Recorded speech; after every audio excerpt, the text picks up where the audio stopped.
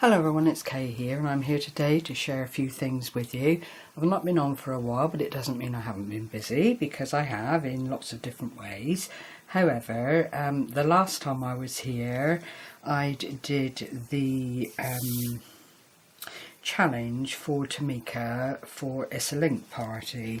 Prior to that, I was doing quite a few things to put into journals and that kind of thing, and I did in fact carry on with that theme, having been inspired by lots and lots of people. There is a wealth of information out there if you like making journals, making your own embellishments and that kind of thing, and it's all there to look at and enjoy. So I'd made heart clusters. I've remembered the name this time. Last time I couldn't, and I was calling them heart snippets. They're not. They're actual clusters made up from a lot of bits and pieces, probably lying around on your desktops even as I'm speaking to you. And I went on because I quite like the hexagon shape, and I went on then to use that shape. I'd cut out a few things with corrugated card, not quite sure how they would look because some of my dies that I use for this kind of thing are indeed quite small, but you can see how effective they are. I've used this little leaf one, put some tiny little gems in to make like flowers. They're not, but it's just to infer that floral content. This tiny little one here, because on these it is important to have little focal things that you can centre on to make rhyme and reason of it all, I think. That's another one, and I've just introduced some little bits of lace. I had a little square scalloped edged stamp affair punch. It's too small for stamps actually, but it works very nice in this situation. Layered up some more of the wonderful corrugated card. I do love it. It is such a versatile thing to work with, and I actually got carried away, as I do, as we all do, when things started to come together quite nicely. And I picked out a few more dies. These are Artymaze papers in the background, her recent collage papers from her kit. And I just used up scraps that I had left over from other bits and pieces that I'd been doing, and just used up a whole bunch of stuff rather than throwing it away and giving up on it basically. And it is just such a joy. It's like doing your own little puzzles. You can just put together a series of bits and pieces that you've cut out. You'll see there's a little applique on the back here, just half a flower, and because of the size, anything you've got that doesn't quite have a home on a larger project finds a lovely little home in these little clusters.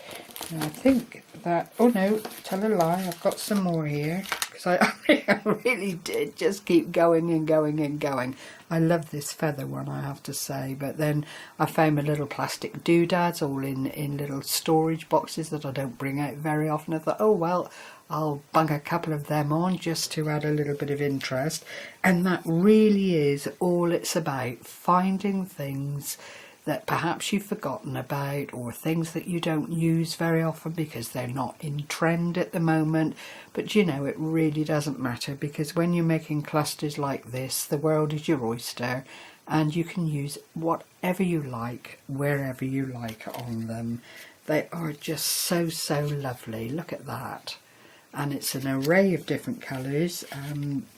I will leave a link to Artymaze underneath, as I do, and you know, it is strictly because I've been utilising quite a few bits of her things that I had the facility to make up these little clusters in the hexagon bit and go to town with them, which was huge fun. Then I found a tag that I'd been working on and got bored with, and again it's on the corrugated card, not as stable perhaps as several layers of card or a purposed wooden tag, but it does the trick. and I found this amongst the Artymaze papers, and again it's the collage papers, but I found enough to fit onto this little tag quite nicely. I've then gone on to use glossy accents to accent the clock in the mix. I've used a little bit of stickers glitter glue here just to bring out the centre of the flowers, and again a little bit more of the corrugated die cuts, which I just painted up with some yellow paint, because the main theme there is the yellow colour. Had this little bow lying around, which again I just inked up a little bit and put together, and then found a little yellow doodad with a little sparkly bit in the centre, and I'm really quite taken with it because there was no plan. It was just reaching out and grabbing things that came together because they were on my desk, and I promised myself I wasn't going to go hunting around for little bits and pieces. It had to be within easy grasp of the area I was working in, so that was fabulous. I then was very much inspired by Wndys. Wndys journals, Wndys journal adventure. I'll try and find the link to her channel. She is another lady that is very, very clever in putting bits and pieces together, and she'd been inspired by someone else, as we all are, came on to share how she'd put things together, and so I'm here to do exactly the same thing using Artymaze, of course. And what it amounts to are envelope pockets for your journal, and they are literally made up of the long deluxe, as we call them, I think, do we? English envelopes anyway, and it doesn't matter about the quality of the envelopes because you're actually reinforcing them with the papers and other items that you use to put your pockets together. And this is made up of 3 envelopes, I believe. 1, 2, yes, no, yes, 3 3 envelopes. So here is the front, and then you've got this lovely little opening pocket here, which as you can see is very, very deep, so you can put some bits and pieces in there, ephemera, whatever you like. And then you open it up and you've got the inside cover of your pocket, which you can also paperclip things to and that kind of thing if you'd like to. Now I took this a step further because I wanted to use magnets, and Wendy had actually used Velcro, I think, and other little bits and pieces. No, her pockets didn't actually overlap, now I remember it properly. Her pockets were separate, and I just opened it up that little bit more to add a bit of length to the pockets so that they open up, and then the magnet just holds it all together. So you've got this lovely lineup of papers all inked around and thoroughly got at, and then there's a little pocket in here which is in effect a secret pocket because you've got the flap that comes over that way, so you can add bits and pieces at this end to the pocket scenario, or you can pop things up inside, perhaps some little note writing, journaling, whatever you want to do. I've not put anything in these pockets, and of course you have to be mindful of what you use because you have a very, very narrow area to fold over and close your journal pocket, so you have to be circumspect. But I just thought, what a fabulous, fabulous idea. Now you could, if you wanted to, cover the back of this piece and make it as a freestanding addition just by popping it in between your stitching to hold the journal together. Or what I will do is just ink this down and actually affix it to a page in my journal, so it is there to then just open up and it makes a lovely feature of your work. You've also got pockets here, and I would defy anyone to not find a paper that would be suitable. It doesn't have to be digital papers, it could be just ordinary papers from a pad that you're trying to get rid of because you're tired of using it. Anything like that would simply do the trick, and it is just cut about envelopes that you then utilise to make these glorious envelope pockets with, and I really did have fun making these. This is the standard way of doing, where you just use your 2 envelopes. You've got one for the main body of your pocket, and I actually need to glue that down a bit. So there's your pocket that goes down through the back, and it's just given up. I didn't realise the edge was perforated there, so I will have to line that again. And then you have 2 little pockets here with area for stamping or, you know, just adding things to at will. And that was the initial inspiration from Wendy, and I went on then just to turn it into a bit more of a thing, if you like, for journaling. And I think with hindsight I would have made this, I didn't trim off as much as I needed to, so unless I make a journal of this size, I'm actually going to have to cut it down anyway. But what a super duper way again of making components for journals, and you can pick it up, put it down. You don't have to be intimidated by timings or anything like that.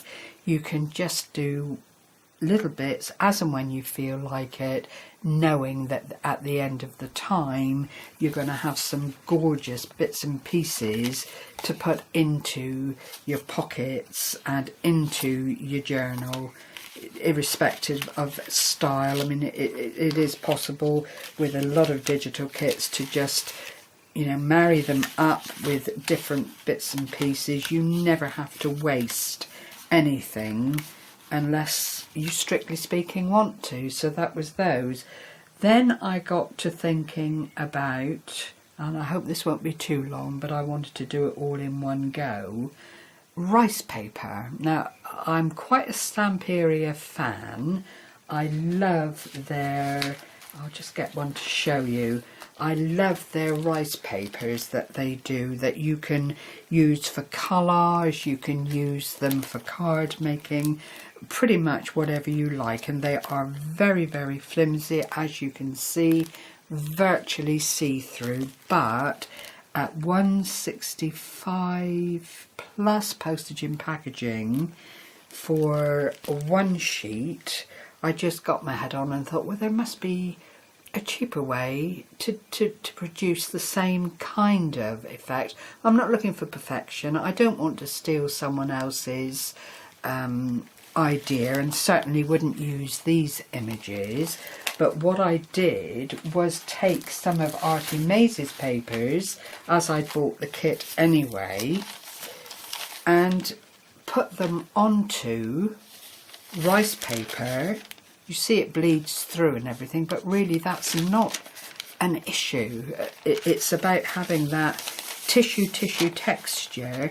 You can't always find a napkin that you want to utilise with the right kind of patterns on it, but with this, if you had digital papers stored on your computer in some way, then you can just run them through. What I did was put 2 sheets of copier paper together, anchored my rice paper onto the copier paper with some washi tape, and then just put it through my printer. And you can see there's been a little bit of error here with some black ink, but you know, I don't care, because it actually all adds to the authenticity of the look that I was hoping to be able to achieve. This is the copier paper version, which, you know, is substantial.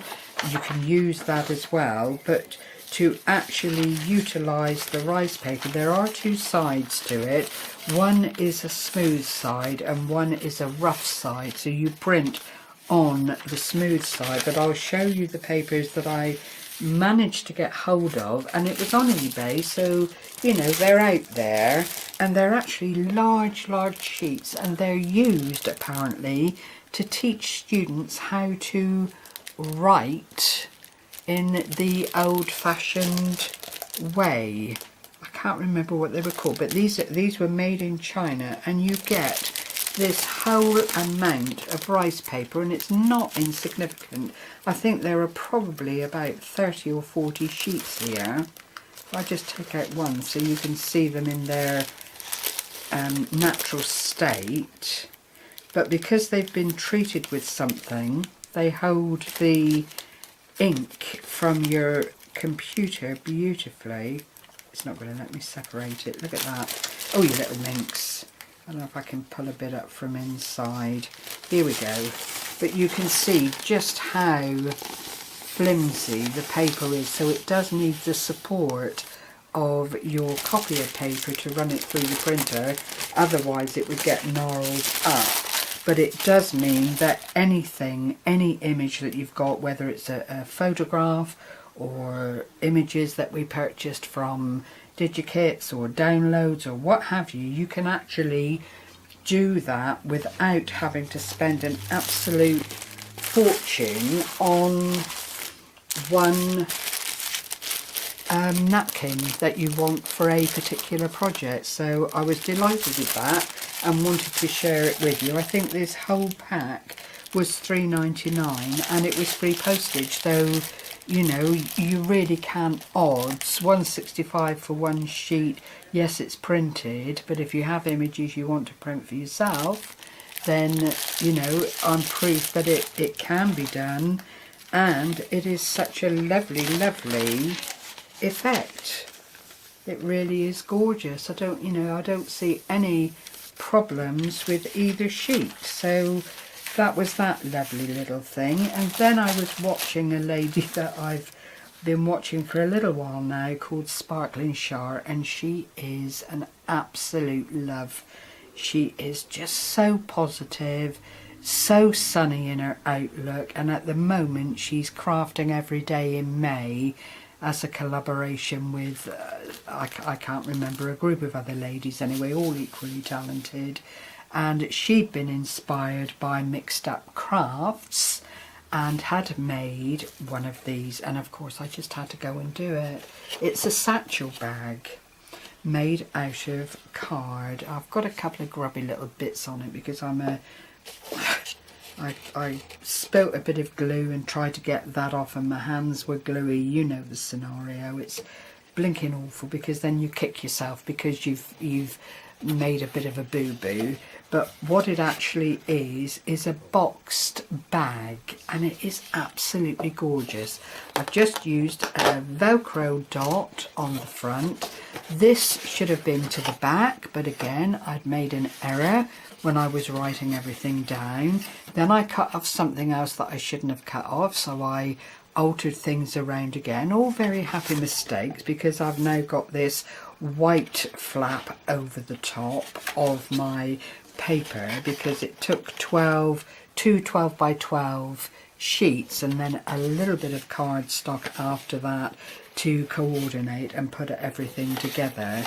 But what a glorious little bag this is. If this had been put on the right way, and I make no excuses for having a totally senior moment, then this bit would go into the back of the flap and it would anchor down quite nicely.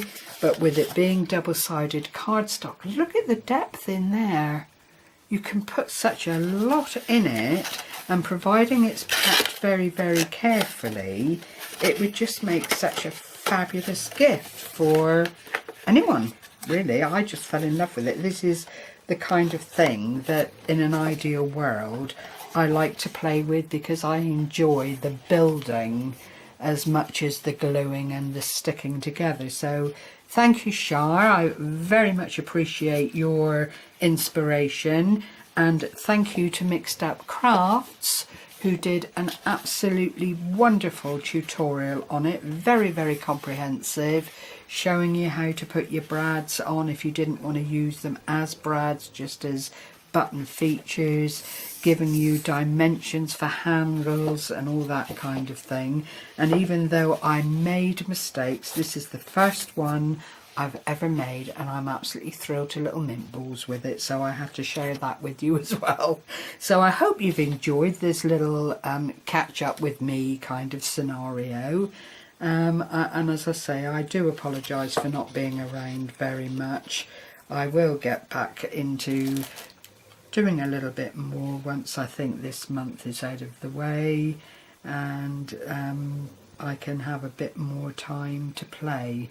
So thank you very much as always for sharing this time with me. I will endeavour to leave links under the video of all the wonderful ladies that I've mentioned, so that you can go along and check them out if you'd like to, and subscribe. You will not be disappointed if when you find these ladies you click on subscribe and that little bell and see what they have to offer on a very regular basis. So take care everyone, happy crafting, enjoy the sun, bye bye for now.